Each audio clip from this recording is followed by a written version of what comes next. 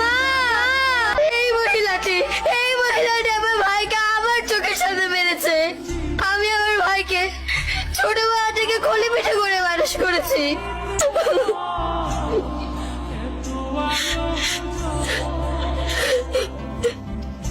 Your honour,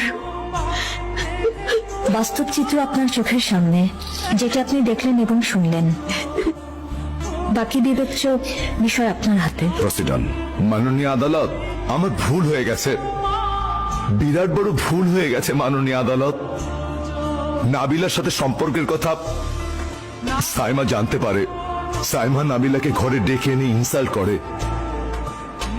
রাগে ক্ষোভে ও বাসা থেকে বেরোতেই অ্যাক্সিডেন্ট হয়, কিন্তু সেই অ্যাক্সিডেন্টে ও মারা যায়নি। এই নাবিল আমাকে বাধ্য করেছে ওকে খুন করতে।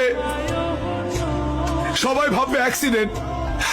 আমি পরকিয়া করে হিতাহিত জ্ঞান শূন্য হয়ে পড়েছিলাম মাননীয় আদালত।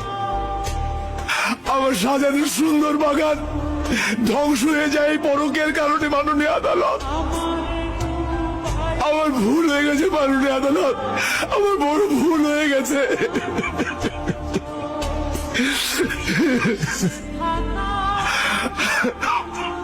এই মামলার রায় ঘোষণা করা হবে।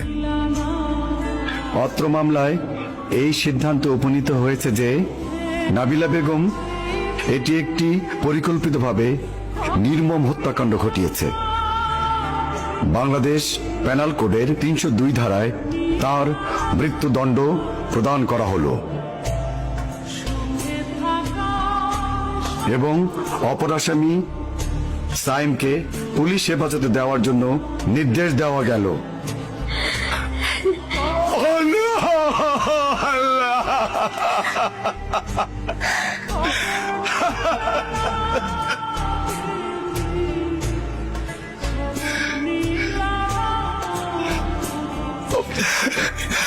আমি জানি আমার সন্তান পৃথিবীর সবচেয়ে নিরাপদ জায়গায় আছে এবং থাকবে। মা, তুই ভালো থাকবি মা,